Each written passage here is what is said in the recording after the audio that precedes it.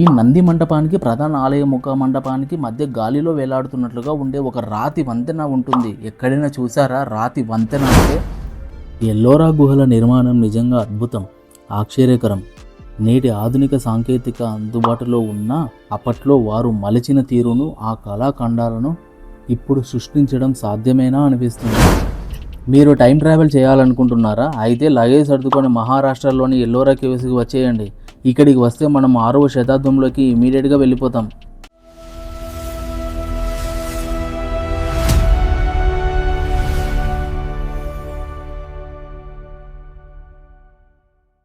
Hello friends, ఎలా ఉన్నారు?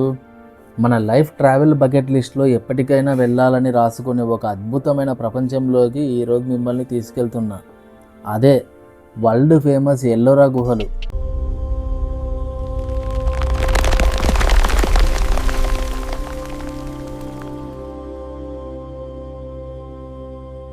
చూడండి, ఎంట్రన్స్లోనే పచ్చని చెట్లు, అందమైన పూల మొక్కలతో స్వాగతం పలుకుతున్న ఈ గార్డెన్ ఎంత ప్రశాంతంగా ఉందో కదా. దూరాన కొండల మధ్య మన జాతీయ జెండా రెపరెపలాడుతుంటే వచ్చే ఆ కిక్కే వేరు. ఇక్కడి నుంచే మన అసలైన historical roller coaster ride start కాబోతుంది. జనాలు అప్పుడే లోపలికి వెళ్ళడానికి రెడీ అయిపోతున్నారు. మరి మనం కూడా ఆలస్యం చేయకుండా అలా ముందుకు నడుద్దాం రండి. అలా గేట్ దాటి ముందుకు రాగానే ఇక్కడ మనకి మహావీర్ స్తంభం కనిపిస్తుంది. దానిపైన లివ్ అండ్ లెట్ లివ్ అంటే జీవించు జీవించ నువ్వు అనే ఎంత మంచి మెసేజ్ రాసి ఉందో చూసారా?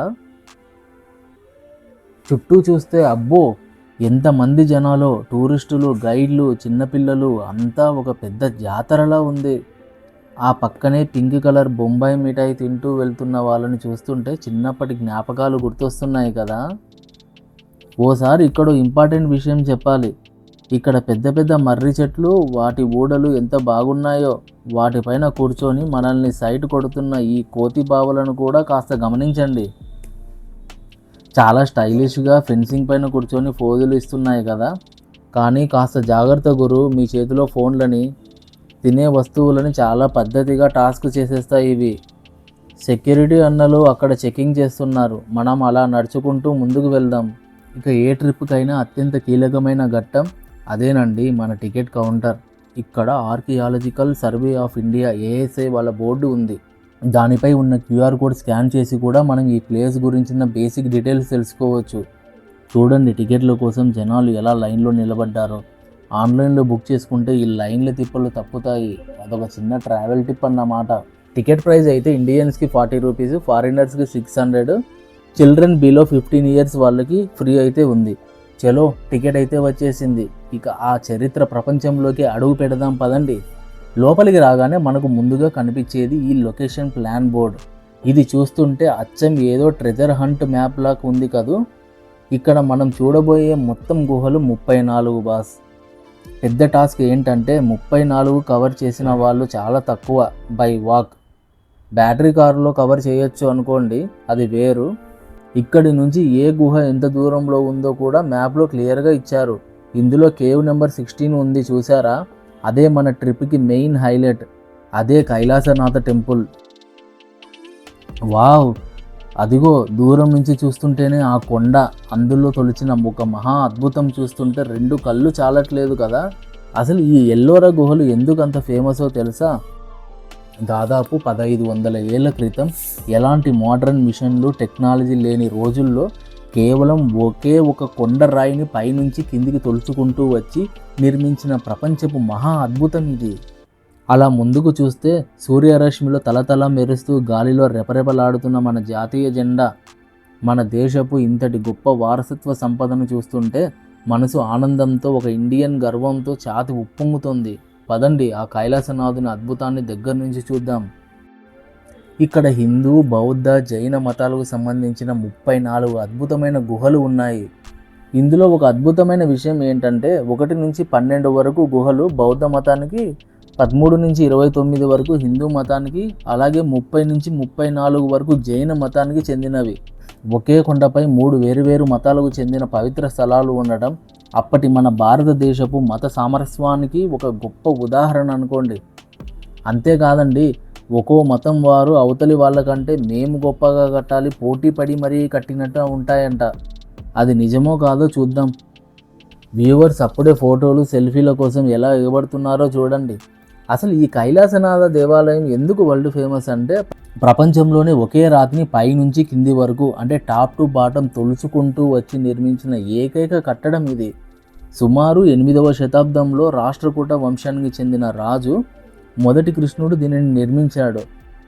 ఇది ఒక ఇంజనీరింగ్ మిరాకిల్ గురు. అప్పట్లో ఏ కంప్యూటర్లు ఏ 3D డిజైన్లు లేకుండా కేవలం ఉల్లి సుత్తెతో లక్షల టన్నుల రాతిని తొలిచి ఇంత పర్ఫెక్ట్గా ఎలా చెక్కారో ఊహించుకుంటేనే మైండ్ బ్లాక్ అవుతుంది. అందుకే అంటారు జనతా గ్యారేజ్లో ఎన్టీఆర్ గారు, ఈ భూమి మీద మనం అందరం టెనెంట్స్ మాత్రమే, ఓనర్స్ కాదు. మనం వచ్చింది కొద్ది రోజులే, ఇక్కడ ఉన్నదంతా మనది కాదు. కాబట్టి మనం వెళ్ళిపోయే లోపు నెక్స్ట్ జనరేషన్కి ఉన్నది ఉన్నట్టుగా ఇచ్చేద్దాం. ఎల్లోరా గుహల నిర్మాణం నిజంగా అద్భుతం, ఆశ్చర్యకరం. నేటి ఆధునిక సాంకేతిక అందుబాటులో ఉన్న అప్పట్లో వారు మలిచిన తీరును, ఆ కళాఖండాలను ఇప్పుడు సృష్టించడం సాధ్యమేనా అనిపిస్తుంది.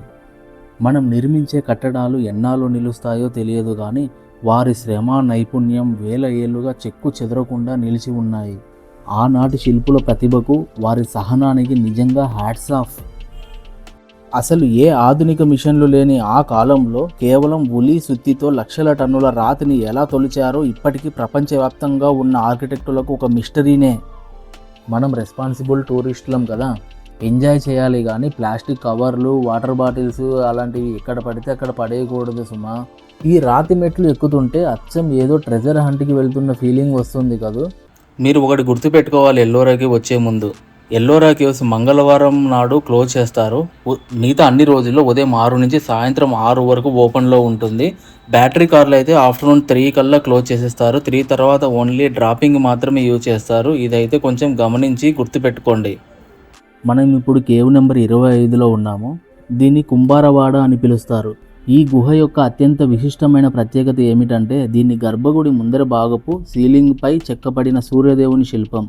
ఈ శిల్పంలో సూర్య భగవానుడు 7 గుర్రాలు పూంచిన తన దివ్య రథంపై కూర్చొని ప్రయాణిస్తున్నట్లు అద్భుతంగా చెక్కారు. రథానికి ఇరువైపులా 2 శ్రీమూర్తులు విల్లు మరియు బాణాలతో నిలిచి ఉంటారు. ఈ శిల్పకళ ఆధారంగా ఇది ఒకప్పుడు సూర్య దేవాలయం అయి ఉంటుందని చరిత్రకారులు అంచనా వేస్తున్నారు. మనం చూస్తున్నది కేవ్ నెంబర్ 24. దీనిని స్థానికంగా తేలికాగానా అనగా ఆయిల్ మ్యాన్స్ మిల్లు అని పిలుస్తారు. ఈ గుహలో వినాయకుడు, శివుడు తదితర దేవతామూర్తులకు సంబంధిత శిల్పాలు, అద్భుతమైన చెక్కడాలు ఉన్నాయి. పూర్వము స్థానిక గానుగ నూనె వ్యాపారులు ఈ గుహ ప్రాంతాన్ని లేదా దాని ఆకారాన్ని తమ వ్యాపార అవసరాలకు అనుగుణంగా ఉపయోగించుకునేవారు అని చెబుతుంటారు.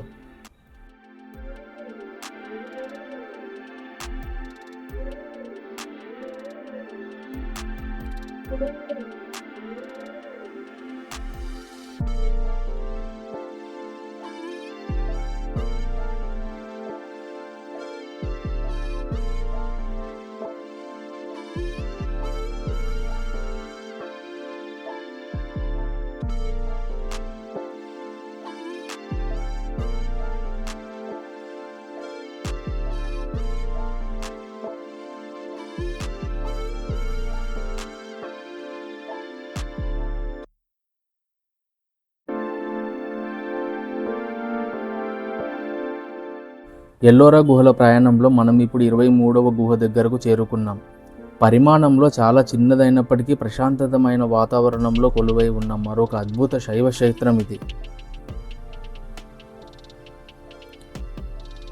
దీనిని క్రీస్తు శకం 7 నుంచి 8వ శతాబ్దం మధ్య కాలంలో రాష్ట్రకూటుల పాలనలో కొండను తొలిచి నిర్మించారు. ఎల్లోరాలోని ఇతర పెద్ద గుహలతో పోలిస్తే ఇది పరిణామంలో చిన్నది మరియు చాలా సరళమైన శైలిలో ఉంటుంది. ఈ గుహలో ఒక చిన్న ముఖమండపం, తక్కువ సంఖ్యలో స్తంభాలు మరియు వెనుక భాగంలో ఒక గర్భగుడి ఉంటాయి. ఈ గుహలోని గర్భగుడిలో లేదా దాని పరిసర గోడలపై బ్రహ్మ, విష్ణు, మహేశ్వరుల కలయికైన త్రిమూర్తుల శిల్పాన్ని మనం చూడవచ్చు. ప్రవేశ ద్వారం వద్ద గంగా మరియు యమునా నది దేవతల శిల్పాలు చాలా స్పష్టంగా చెక్కబడ్డాయి.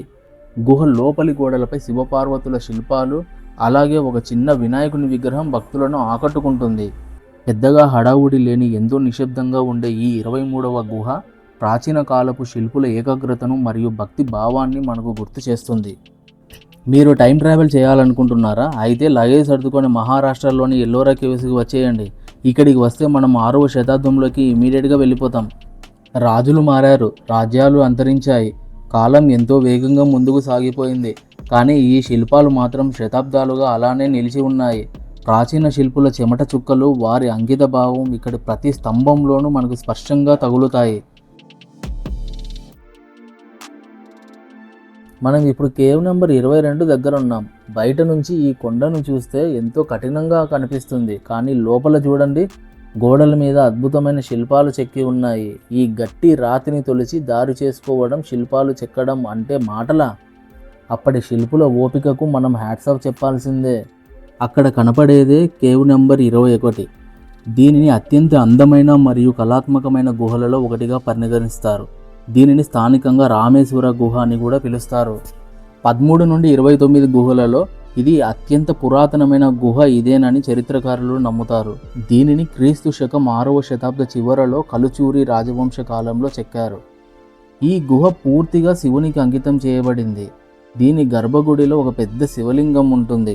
గుహ ముందరి ప్రాంగణంలో ఒక ఎత్తైన వేదికపై శివుని వాహనమైన నంది విగ్రహం కూర్చొని ఉంటుంది. గృహ ప్రవేశ ద్వారానికి ఇరువైపులా గంగా మరియు యమునా నది దేవతల భారీ అందమైన శిల్పాలు మకరం మరియు తాబేలు వాహనాలపై నిలబడినట్లు చెక్కబడి ఉంటాయి. లోపలికి వెళ్లే కొద్దీ ఇక్కడ స్తంభాలపై చెక్కబడిన సాలబంజికలు లేదా వృక్ష కన్యల సున్నితమైన ఆభరణాల అమరిక పర్యాటకులను మంత్రముగ్ధులను చేస్తుంది. ఈ గుహ లోపలి గోడలు శివ పురాణ గాథలకు సజీవ రూపాలు.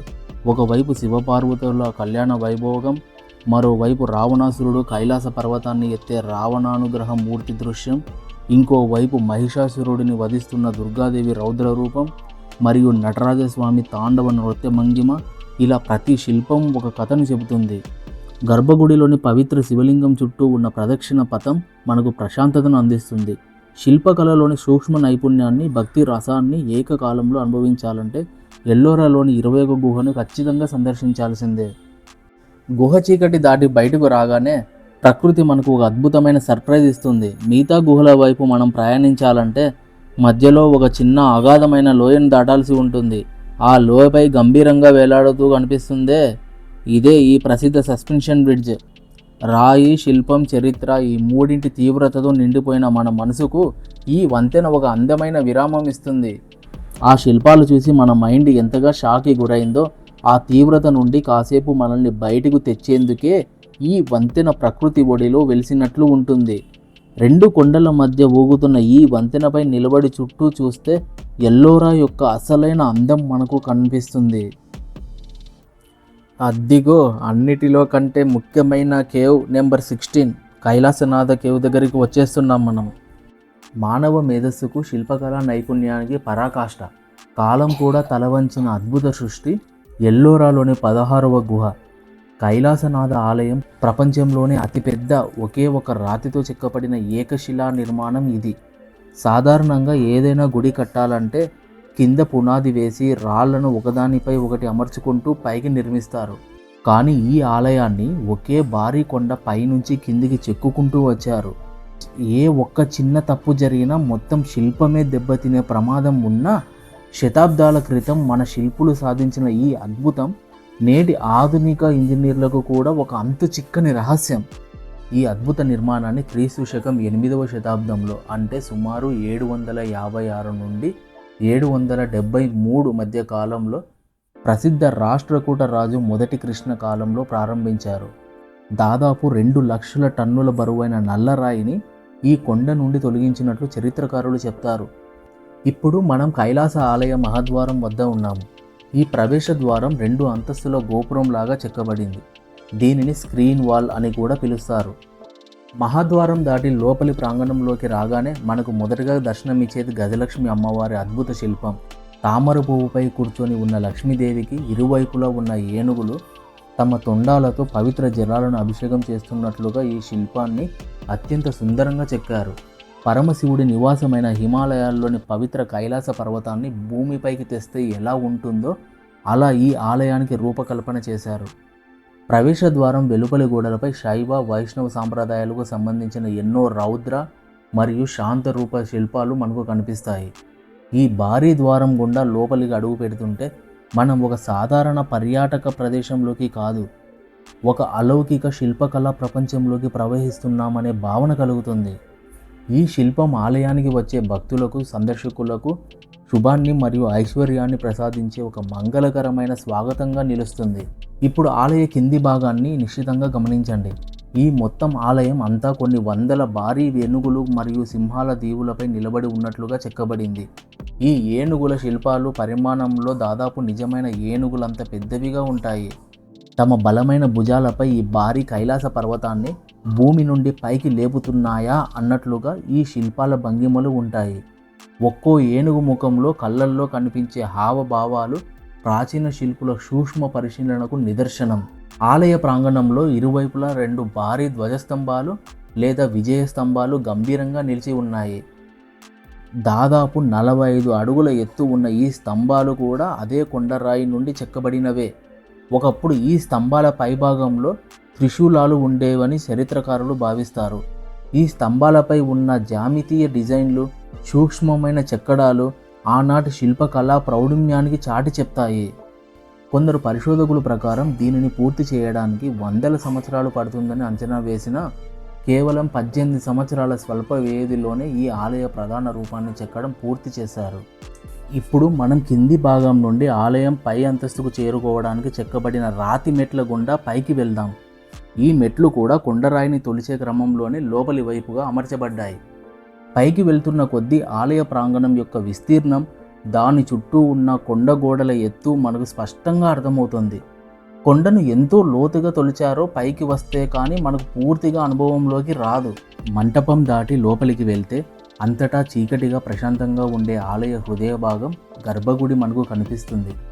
ఇక్కడే స్వయంభూగా కొండరాయి నుండి మలచబడిన పవిత్రమైన శివలింగం కొలువై ఉంది. శతాబ్దాల చరిత్రకు, కోట్ల మంది భక్తుల నమస్కారాలకు సాక్షిగా నిలిచిన ఈ పవిత్ర స్థలంలో అడుగు పెట్టగానే ఒక తెలియని పాజిటివ్ ఎనర్జీ, ప్రశాంతత మన మనసుకు తగులుతాయి. ఇప్పుడు ఆలయం వెలుపలి పైభాగాన్ని చూడండి. దీనిని ద్రావిడ నిర్మాణ శైలిలో చెక్కారు. 3 అంతస్తులుగా పైకి సాగే ఈ శిఖరంపై ఎన్నో ఉపశిఖరాలు, సింహాల విగ్రహాలు, దేవతామూర్తుల ప్రతిమలు పద్ధతిగా అమర్చబడ్డాయి. ఈ శిఖరం యొక్క చివరి భాగం ఒక పద్మం ఆకారంలో ముగుస్తుంది. వర్షం పడినప్పుడు నీరు ఎక్కడా నిల్వ ఉండకుండా కిందకు వెళ్ళిపోయేలా ఆ కాలంలోనే పక్కా వాటర్ డ్రైనేజ్ సిస్టమ్ను కూడా ఈ కొండపైనే చెక్కడం విశేషం. కైలాస ఆలయంలోని శిల్పాలన్నింటిలోకి అత్యంత ప్రసిద్ధమైనది ఈ రావణానుగ్రహ మూర్తి శిల్పం. రావణాసురుడు తన 20 చేతులతో అపరిమితమైన బలంతో కైలాస పర్వతాన్ని పునాదులతో సహా పెకిలించడానికి ప్రయత్నిస్తున్నట్టు ఇందులో చూడవచ్చు.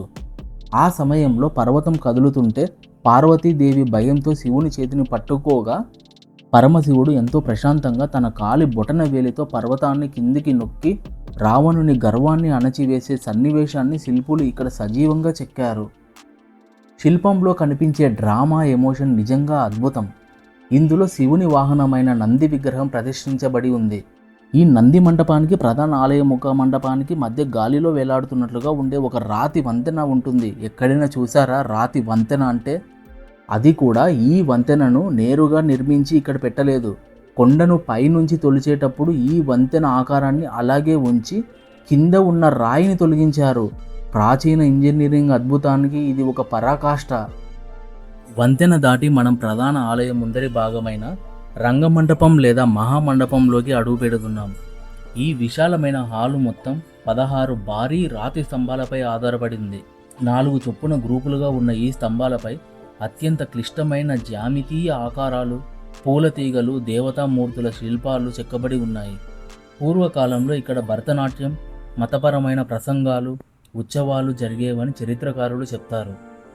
ఆలయానికి ఇరువైపులా ఉన్న పెద్ద గోడలపై మనకు హిందూ ఇతిహాసాలైన రామాయణ, మహాభారత గాథలు వరుస శిల్పాల రూపంలో కనిపిస్తాయి. సీతా అపహరణం, హనుమంతుడు లంకకు వెళ్ళడం, రాముడు రావణుడిని వధించడం, అలాగే మహాభారతంలోని కురుక్షేత్ర యుద్ధ ఘట్టాలు, కృష్ణుడి లీలలు, ఇలా ప్రతి ఒక్క కథను ఒక సినిమా రీల్ లాగా రాతిపై చెక్కుకుంటూ వెళ్ళిపోయారు. అక్షరాస్యత లేని కాలంలో కూడా సామాన్యులకు కథలను అర్థమయ్యేలా చేయడానికి ఈ శిల్పాలు ఎంతగానో ఉపయోగపడేవి. ఈ అంతస్తు రాతి బాల్కనీ అంచున నిలబడి బయటకు చూడగానే ఒక్కసారిగా ప్రకృతి మనకు అద్భుతమైన స్వాగతం పలుకుతుంది. ఆలయం ముంగిట పచ్చడి తివాచి పరిచినట్లుండే అందమైన తోటలు, వాటి మధ్యలో నడిచే దారులు ఇక్కడి నుండి పక్షుల వీక్షణలా ఎంతో మనోహరంగా కనిపిస్తాయి. కైలాస ఆలయానికి వచ్చే పర్యాటకులు కేవలం శిల్పాలను చూడడానికే కాదు, చరిత్ర మరియు ప్రకృతి ఏకకాలంలో ఇచ్చే ఈ అద్భుతమైన ప్రశాంతతను అనుభవించడానికి కూడా ఈ బాల్కనీ వ్యూ వద్ద కాసేపు సమయం గడుపుతారు. పై అంతస్తు బాల్కనీ నుండి ప్రకృతి అందాలను, ఆ చల్లటి కొండ గాలిని ఆస్వాదించిన తర్వాత మన ప్రయాణం మళ్ళీ కింది వైపుకు సాగుతుంది. ఆకాశ మార్గంలో కైలాస పర్వతాన్ని చూసిన అనుభూతి నుండి నెమ్మదిగా ఈ రాతి మెట్ల గుండా ఆలయ పునాది భాగంలోకి, అంటే భూమి వైపుకు అడుగులు వేస్తున్నాం. కొండను తొలిచే క్రమంలోనే అత్యంత పద్ధతిగా చెక్కబడిన ఈ మెట్ల గుండా కిందికి వస్తుంటే ఒక వింతైన నిశ్శబ్దం మనల్ని ఆవహిస్తుంది. పైనుంచి కిందికి వచ్చే కొద్దీ మన చుట్టూ ఉన్న కొండ గోడల ఎత్తు పెరుగుతున్నట్లు అనిపిస్తుంది. ఈ భారీ ఆలయాన్ని అసలు ఎలా ప్లాన్ చేసి ఉంటారనే ఆలోచన మనల్ని మళ్ళీ ఆశ్చర్యంలో ముంచెత్తుతుంది. ఇక్కడ ఆలయ గోడల అంచులను గమనించండి. వర్షాకాలంలో కొండపై నుండి వచ్చే భారీ వరద నీరు ఆలయం లోపలికి రాకుండా నేరుగా కిందికి వెళ్ళిపోయేలా రాతిలోనే అద్భుతమైన వాటర్ డ్రైనేజ్ సిస్టమ్ని చెక్కారు. నీరు కింద పడే చోట మొసలి నోటి ఆకారంలో పైపులను మలిచారు. ఆధునిక సివిల్ ఇంజనీరింగ్ సాంకేతికత లేని ఆ రోజుల్లోనే వర్షపు నీటి వల్ల రాయి పాడవకుండా ఇంత పక్కా ప్లాన్ చేయడం నిజంగా మన శిల్పుల మేధస్సుకు ఒక సెల్యూట్. మెట్లు దిగి కిందికి రాగానే మనం ఈ ఆలయ అసలైన పునాది భాగంలోకి చేరుకుంటాం. పైనుండి చూసిన ఆలయ గోపురం ఎత్తు ఇక్కడి నుండి చూస్తే ఆకాశాన్ని తాకుతున్నట్లు కనిపిస్తుంది. మన కళ్ళ ముందు నిలిచే భారీ ఏనుగులు, సింహాల శిల్పాలు ఈ కైలాస పర్వతాన్ని తమ భుజాలపై మోస్తూ మనల్ని చిన్న పిల్లలుగా మార్చేంత గంభీరంగా దర్శనమిస్తాయి. ఆలయ కింది భాగంలో చుట్టూ ఉన్న గోడలను తొలిచి పెద్ద గ్యాలరీలను ఏర్పాటు చేశారు. ఈ గ్యాలరీలలో శివలీలలు, విష్ణుమూర్తి అవతారాలకు సంబంధించిన భారీ శిల్పాలు వరుసగా కొలువై ఉన్నాయి. అంధకాసుర వధ, కాలభైరవ రూపం, నరసింహ అవతారం వంటి అత్యంత రౌద్ర రూపాలు ఇక్కడ సజీవంగా కనిపిస్తాయి. ఈ ప్రదక్షిణ పథంలో నడుస్తుంటే ప్రాచీన భారతదేశపు పురాణ ఇతిహాసాల గ్రంథాలయాన్ని తిరిగేస్తున్నట్లు ఉంటుంది. బయటికి రాగానే మనకు పురావస్తు శాఖ ఏర్పాటు చేసిన ఈ హిస్టరీ బోర్డు కనిపిస్తుంది. ఈ ఆలయానికి సంబంధించిన అత్యంత కీలకమైన అధికారిక సమాచారం అంతా ఈ బోర్డు పైన లిఖించబడి ఉంటుంది. ఇక్కడ కొద్దిసేపు సమయం గడిపి ఈ హిస్టరీని అంతా ఒకసారి చదవండి. అప్పుడు మీకే తెలుస్తుంది ఇక్కడ ఒక్కో శిల్పానికి ఒక్కో కథ ఉందని. 1983లోనే యునెస్కో ఎల్లోరా గుహలను ప్రపంచ వారసత్వ ప్రదేశంగా గుర్తించింది. ముఖ్యంగా 16వ గుహ అయిన కైలాస ఆలయానికి అత్యంత ప్రత్యేక స్థానం ఉంది. ఇది కేవలం మన దేశానికి మాత్రమే కాదు, మొత్తం ప్రపంచానికే ఒక అమూల్యమైన సంపద అని యునెస్కో బోర్డు మనకు చాటి చెప్తుంది. కైలాస ఆలయంలో ఆ భారీ ఏనుగులను చూసి ఆశ్చర్యపోవడం మన బుజ్జాయి వంతు అయింది.